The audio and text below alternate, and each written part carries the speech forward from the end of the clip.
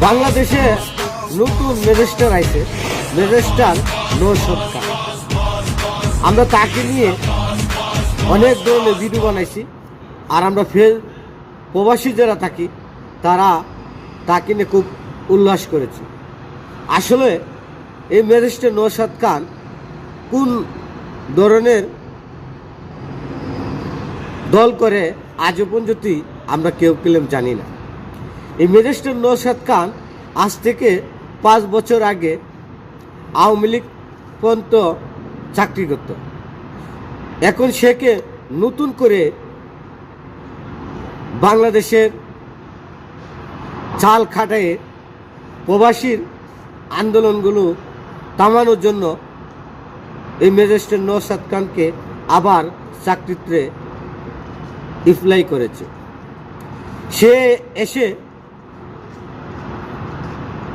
বাংলাদেশি এয়ারপোর্টে প্রবাসীর কিছু কার্যক্রম সুন্দর করে দেখেছে।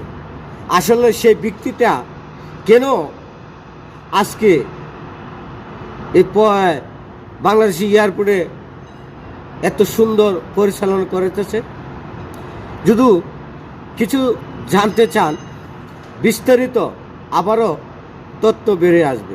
এই ম্যাজিস্ট্রেট নৌশদ খান আওয়ামী লীগ থাকতে সে একবার চাকরি ছিল। চাকরি হওয়ার পরে সে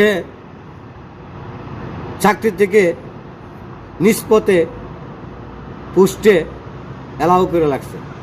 আজকে আসিফ নজরুল স্যার তাকে নতুন করে আবার ম্যাজিস্ট্রেট বানায় বাংলাদেশের এয়ারপোর্টে তাকে চাকরিতে অ্যাপ্লাই করেছে।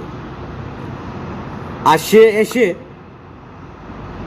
নতুন করে সাজানো চাল চালিয়ে দিল, যাতে আমরা দূর প্রবাসে যারা থাকি, বলেছিলাম না আমরার 19 দফা দাবি যদি